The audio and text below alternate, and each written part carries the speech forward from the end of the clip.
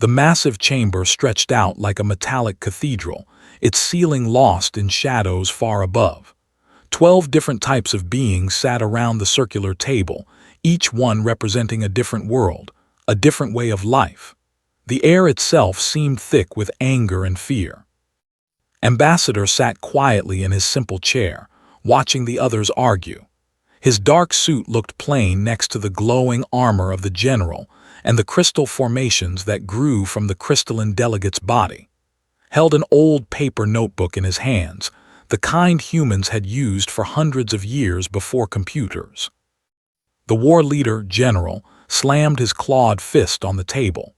The sound rang through the chamber like a gunshot.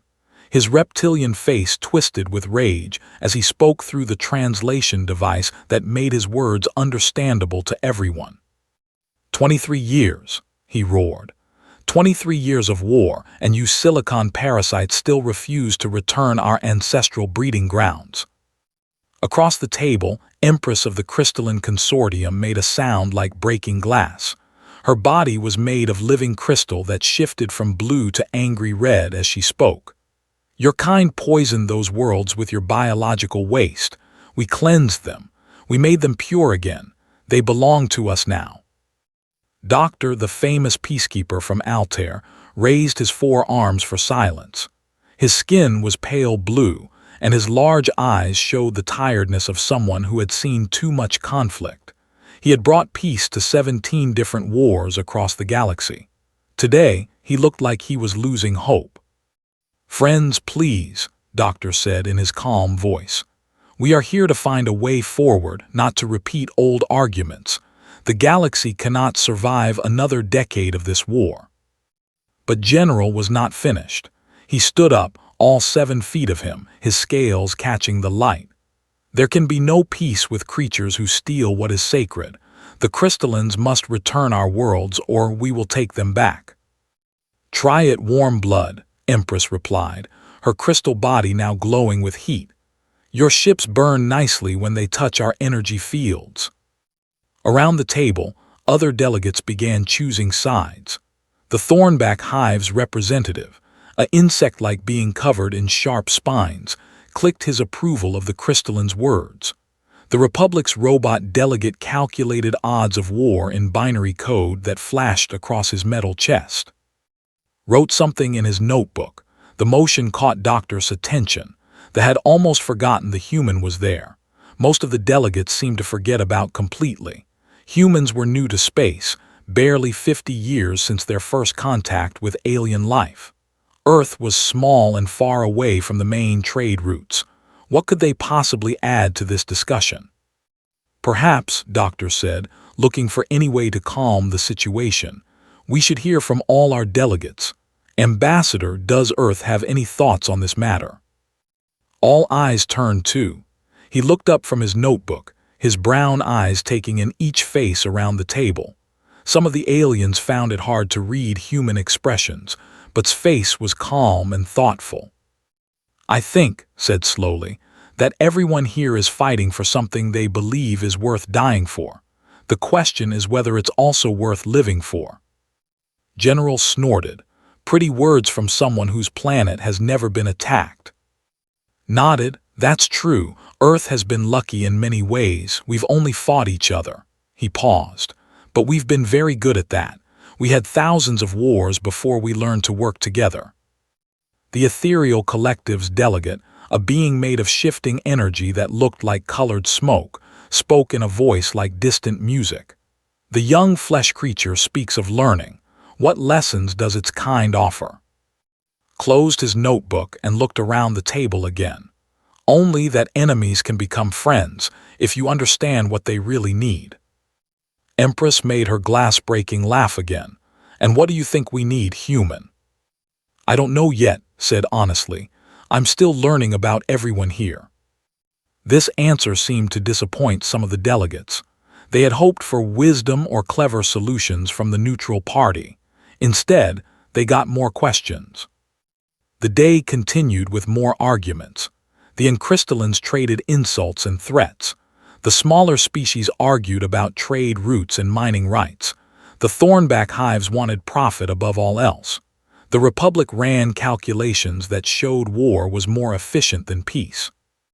By evening, nothing had been accomplished. Doctor looked exhausted. General had stormed out twice, only returning when reminded that his government wanted these talks to continue. Empress had turned her crystal body completely black, a sign of deep anger among her people. As the delegates prepared to leave for their quarters, stayed in his seat, still writing in his notebook. Doctor approached him. "I'm sorry today was not more productive," the said. "Perhaps tomorrow will be better." Looked up and smiled slightly. "Today was very productive. I learned a lot." "Such as?" "That General always touches his left shoulder when he talks about the breeding grounds. That Empress changes color in patterns that match her emotions.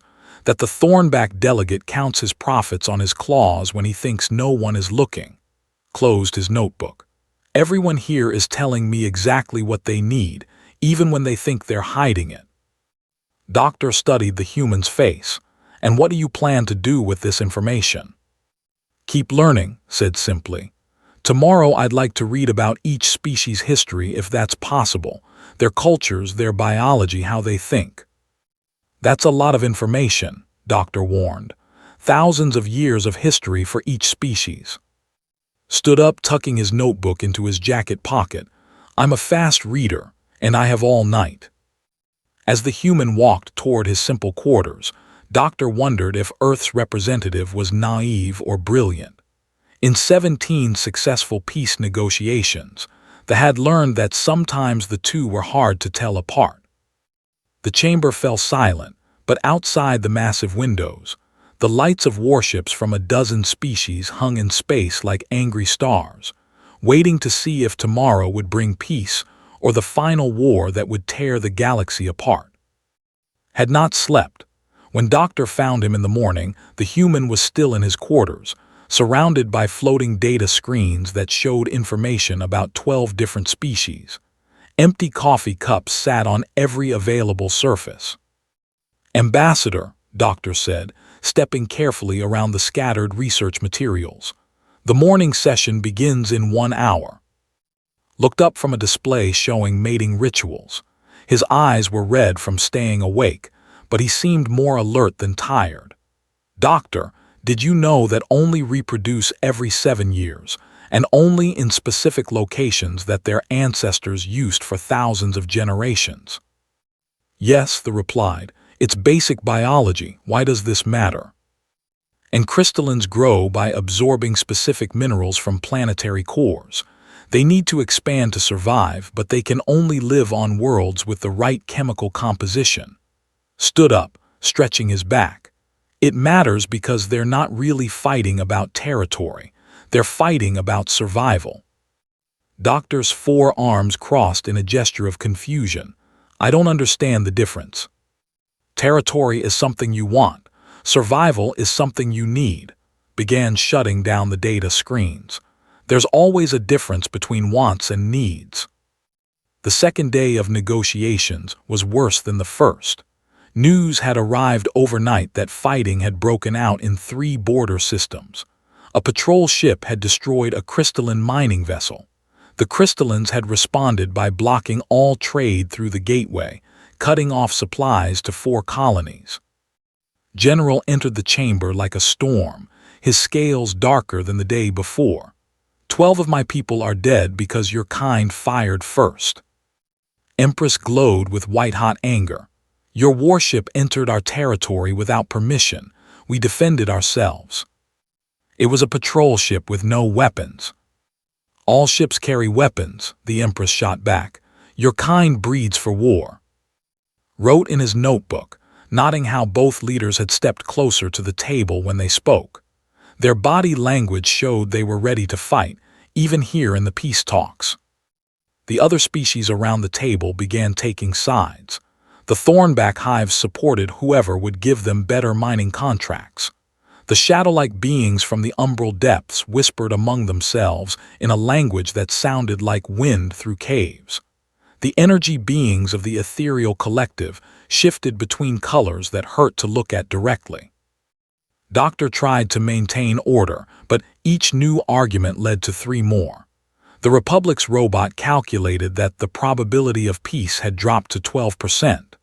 The plant-like delegate released spores that made several other species sneeze, which they took as an insult. By midday, the situation had become impossible. The Thornback representative openly began negotiating weapon sales with both sides. The Umbral Depths delegation threatened to leave entirely.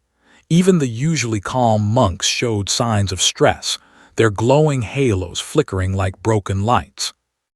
During the lunch break, Doctor found in a corner of the chamber, still writing in his notebook. The human had barely spoken all morning, just watched and listened and wrote. "This is hopeless," Doctor said, sitting down heavily next to the human. "I've mediated conflicts across 17 different species, but I've never seen hatred this deep. They're so different from each other, they can't even understand why the others are angry." Looked up from his notes. "What makes you think they don't understand?" "Look at them," the gestured toward the delegates who were arguing even during their break. "They think with their emotions. The crystallines think in geological time scales. The robots think only in logic. The ethereal collective thinks in concepts that don't translate into words. How can beings so fundamentally different ever find common ground?" "Maybe they're not as different as they seem," said quietly. Doctor's large eyes studied the human's face. "What do you mean?" "I've been reading about each species all night. Their histories, their biology, their cultures," flipped through pages of his notebook. "Everyone thinks they're unique, but they all want the same basic things. Such as safety for their children, enough resources to survive, a place in the galaxy where they can exist without fear," closed his notebook. "The methods are different, but the goals are the same." The afternoon session was a disaster. News arrived that a space station in neutral territory had been attacked by unknown forces. The explosion had killed hundreds of civilians, including families from multiple species who were seeking refuge from the war. The attack changed everything. General accused the crystallines of terrorism. Empress blamed extremists. Other species began to suspect each other of secret alliances with the main combatants. "This proves it," the Thornback delegate clicked in his insect language. "There can be no trust between species who think so differently. We should all arm ourselves and prepare for total war." The robot's calculations agreed. Probability of peaceful resolution now approaches 0.01%. Recommend immediate military preparation. Watched as the chamber descended into chaos. Species that had been neutral began choosing sides. Ancient alliances crumbled as fear took over. The careful work of building these peace talks was falling apart in a matter of hours. Doctor called for order, but his voice was lost in the shouting. The delegate's translator broke down from trying to process too many angry voices at once. The ethereal collective's representative began to fade, becoming more transparent as their species did when extremely upset. "Enough," General roared, his voice overpowering all the others. "If there are species here who support terrorism against innocent families, then these talks are meaningless. The crystallines have 24 hours to surrender their outer colonies, or my fleet will reduce them to space dust." Empress' crystal body flared with heat that could be felt across the room. "Your threats mean nothing to us, warm blood. We have existed for millions of years. We will exist long after your species is forgotten." The Empress began to sing. The sound started low, like wind through a deep cave, but quickly rose to painful levels. It was the ancient war song of her people, a frequency that caused physical discomfort to most other species. Several delegates covered their ears and backed away from the table. Doctor collapsed. The stress of seeing his life's work fail, combined with the painful sound, overwhelmed his nervous system. Medical teams rushed to help him as other delegates fled the chamber. Within minutes, the great hall was almost empty. The peace talks that had taken months to organize were over. War seemed certain now. The various species would return to their fleets and fight until one side was completely destroyed. But remained in his seat. The crystalline war song didn't seem to affect him the same way it affected the others. He continued writing in his notebook, as calm as if he were sitting in a quiet library. Security teams tried to evacuate him, but politely asked for just a few more minutes. As the chamber emptied around him, he finished writing something in his notebook, then closed it with a small smile. The human stood up slowly, looking around the abandoned chamber where so many hopes for peace had just died. But instead of looking defeated, looked like someone who had just figured out the answer to a very complicated puzzle. Outside the massive windows, the warships of a dozen species prepared for what many believed would be the final battle for control of the galaxy. The explosion lit up space like a dying star. From the viewing deck of the station where the peace talks were held, watched as debris from the destroyed civilian station scattered across the void. Hundreds of innocent people had died in seconds, including children who had never known anything but war. Doctor lay in the medical bay, still unconscious from his collapse. The other delegates had retreated to their ships, preparing to leave. The peace talks were over before they had really begun. Stood alone at the window, his notebook tucked under his arm. For the first time since arriving, he looked troubled. Not because the talks had failed, but because of what the terrorist attack revealed. A security officer approached him. "Ambassador, your ship is preparing to depart. All civilian vessels are being evacuated before the shooting starts." "In a moment," replied, not taking his eyes off the debris field. "Can you tell me what kind of explosives were used in the attack?" The officer checked his data pad. Mixed-type explosive device. Contained trace elements of both plasma charges and crystalline energy crystals. That's why both sides are blamming each other. Nodded slowly. "And the station that was destroyed, what was it used for?" "Refugee processing. Families from multiple species who were escaping the war zones." The officer's voice grew sad. "They thought they were safe there." "Who knew about the station's location and schedule?" The officer looked uncomfortable. That information would have been available to all the major governments. They needed to coordinate refugee movements. He paused. "Sir, we really need to evacuate you. Intelligence reports suggest major fleet movements from both sides." Turned from the window. "Just one more question. Who benefits if these peace talks fail?" The officer looked confused. "Sir, if the Uncrystallines keep fighting, who makes money? Who gains power? Who gets the things they want while everyone else is distracted by the war?"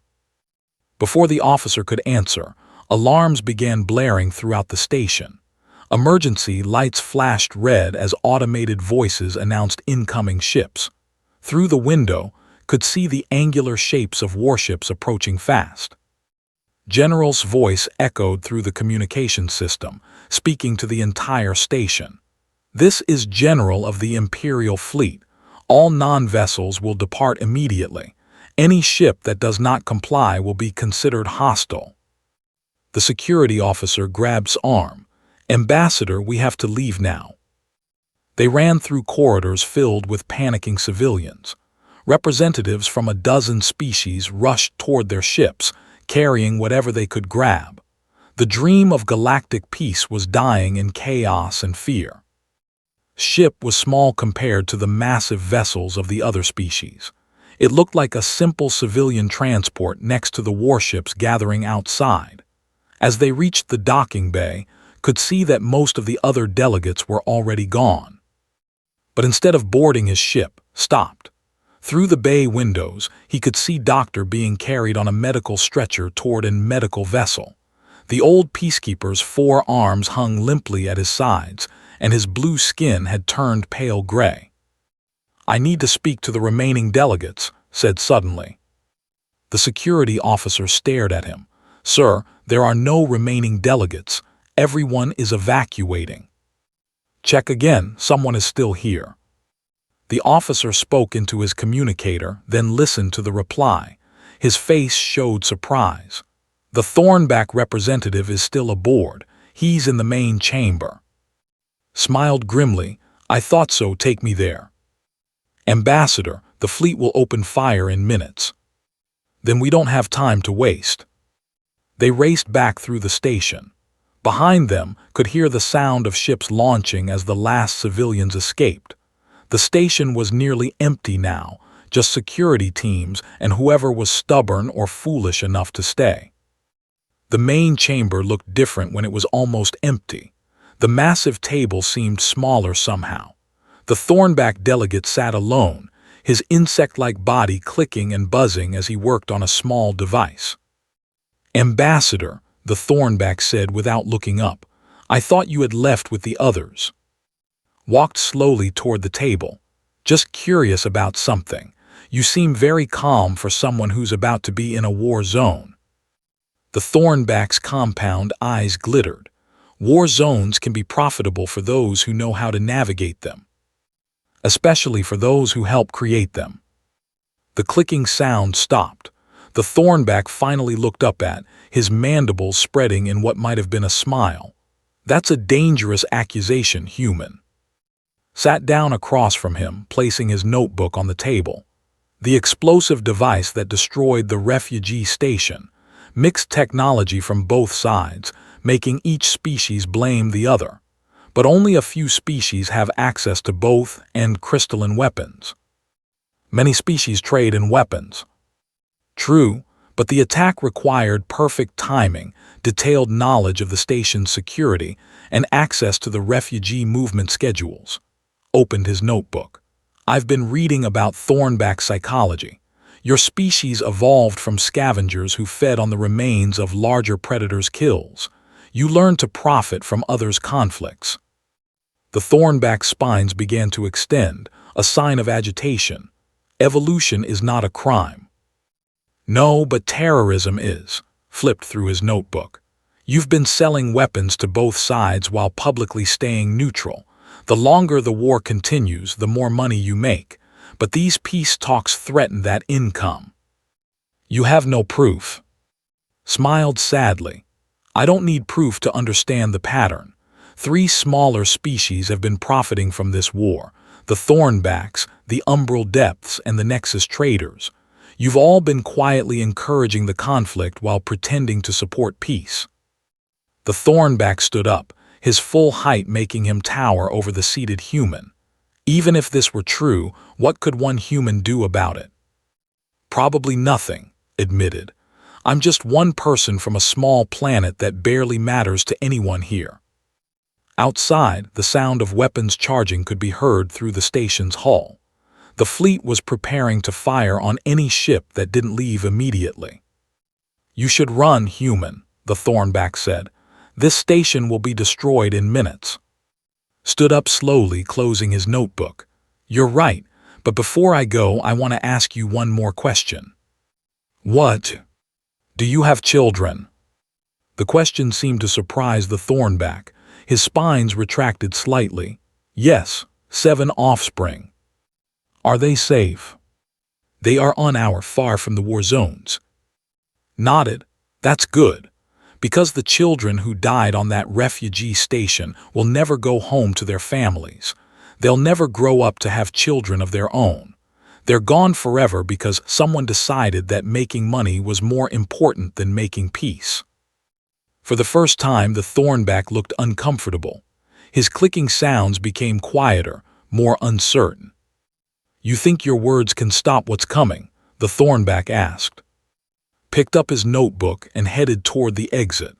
No, but understanding why it's coming might help me figure out how to stop it next time. As left the chamber, the Thornback called after him. There won't be a next time, human. After today, half the species in this galaxy will be extinct. Paused at the doorway. We'll see. The human ran toward his ship as the station shook from nearby weapons fire. The peace talks had failed completely. War seemed certain, but in his notebook had written something that gave him hope, even as the galaxy prepared to tear itself apart. He had seen the pattern behind the chaos, and patterns, once understood, could sometimes be changed. Never made it to his ship.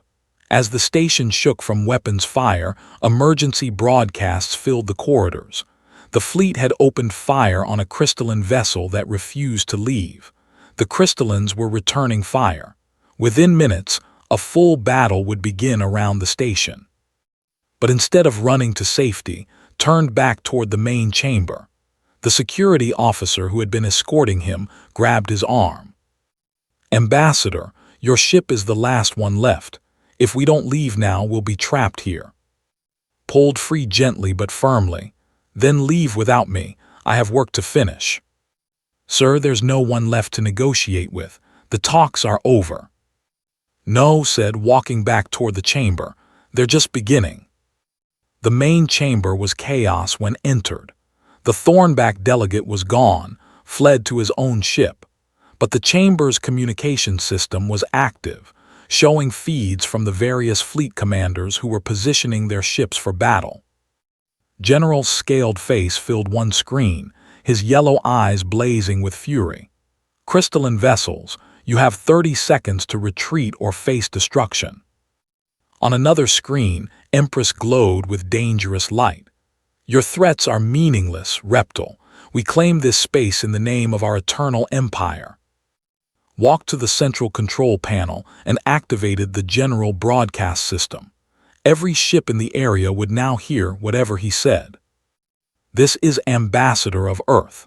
I request that all fleet commanders return to the station immediately for emergency negotiations." The response was immediate and negative. General's laughter sounded like rocks grinding together. "The time for talk is over, human. Return to your small world and hide while the real powers settle this matter."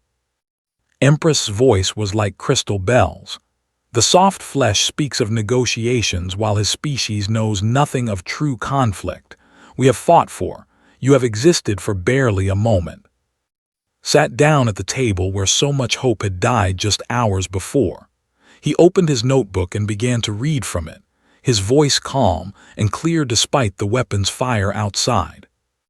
"General, you touch your left shoulder whenever you speak of the breeding grounds because that's where your mate carved her claim mark 26 years ago. The breeding grounds aren't just territory to you. They're where you first became a father." The weapons fire outside slowed. General's image on the screen showed surprise and anger. "How do you know of such things?" "Empress," continued, "your crystal formation patterns change color when you're stressed because your species evolved from coral-like creatures that signaled danger through bioluminescence. When you call this space part of your eternal empire, you're not talking about conquest. You're talking about the genetic need to expand that's written into every cell of your body." The crystalline Empress's glow shifted to a confused blue-white. "This information is not in any database accessible to your kind." Stood up, still holding his notebook. "Commander of the Thornback Hives, you're listening even though you're not on screen. Your species profits from conflict not because you're evil, but because you evolved as scavengers. Fear and uncertainty trigger your ancestral survival instincts." A new voice entered the communication channel, clicking and buzzing in the Thornback language before the translator engaged. "The human speaks of things that are private." "Captain of the Republic," continued, "your calculations always favor military solutions not because logic demands it, but because your artificial intelligence was originally programmed by a species that had just survived a devastating war. Your logical preferences are actually trauma responses built into your base code." The robot captain's voice came through the speakers, emotionless as always. "This unit does not experience trauma. This unit processes data and calculates optimal outcomes." "Yes," agreed, "but the data you were given to work with came from minds that were afraid. Fear shaped your logic before you were even activated." One by one, began speaking to each species represented in the various fleets. He described their deepest motivations, their hidden fears, their biological drives that even they didn't fully understand. But he didn't speak as an outsider analyzing them like specimens. He spoke like someone who truly understood what it felt like to be them. "This is impossible," General said, his voice quieter now. "No alien can understand our sacred bonding rituals. No outsider can know what it means to choose a mate for life in the fire caves of our ancestors." "You're right," said simply. I can't know exactly what it feels like, but I can understand the pattern, the need to protect something precious, the fear of losing what gives your life meaning, the willingness to fight impossible odds for something you love." Began walking around the empty table as he spoke, his voice carrying to every ship in the fleet through the communication system. "Humans aren't the strongest species in the galaxy. We don't have the toughest armor or the most advanced weapons. We don't live as long as crystallines or think as fast as, but we have something that might be unique among space-faring species."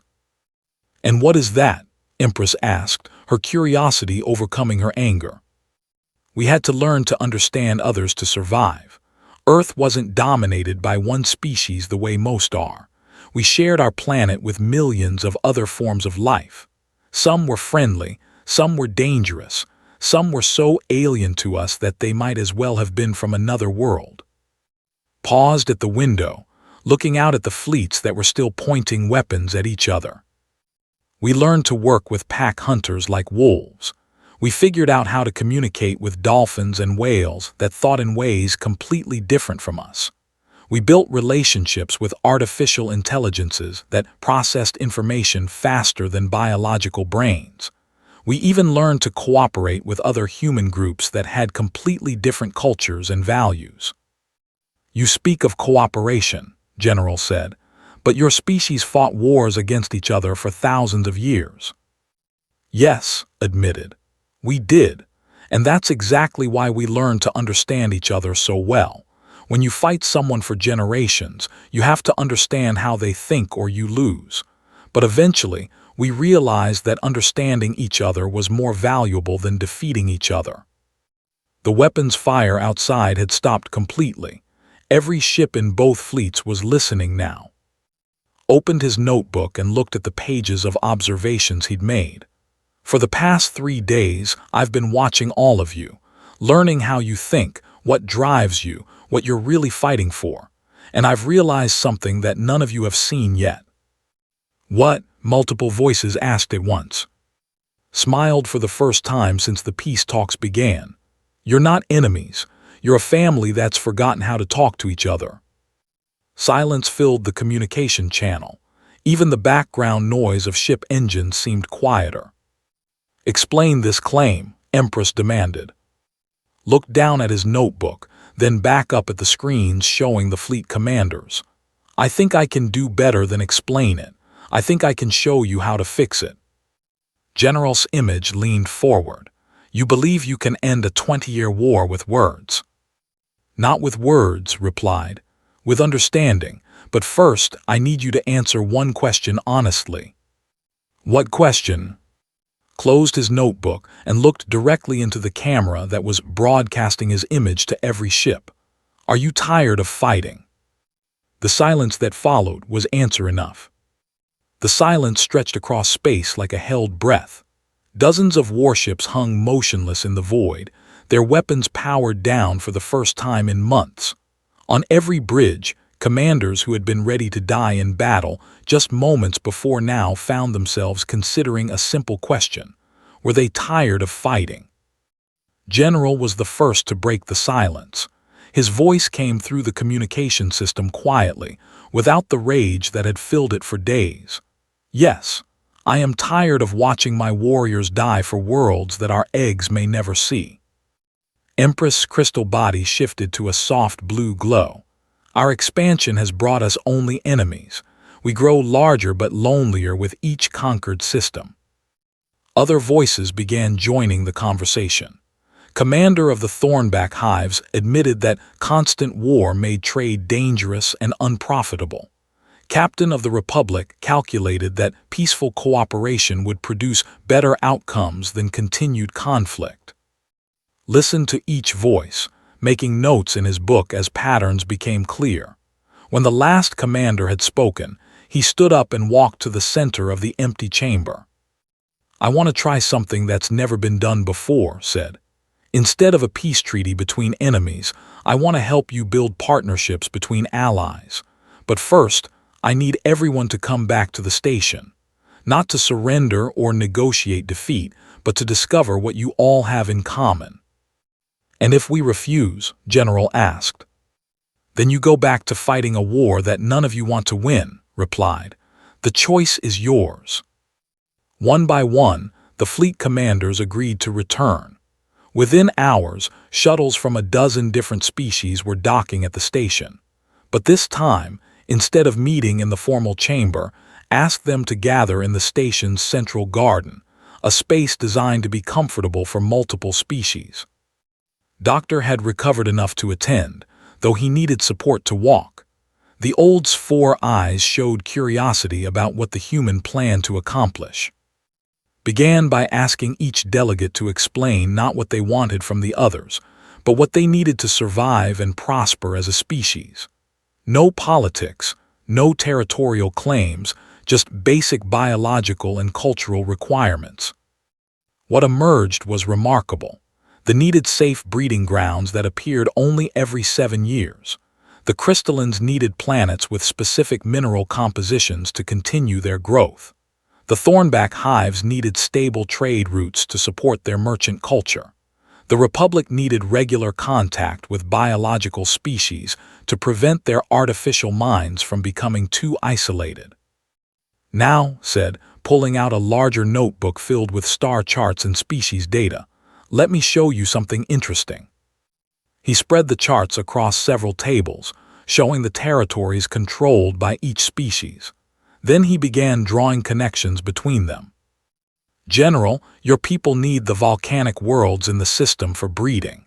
But Empress, those same worlds have the mineral compositions your people need, buried deep in the planetary cores where the heat won't bother the eggs." Both leaders looked at the charts with new interest. "Commander, your trade routes are constantly attacked because they pass through war zones.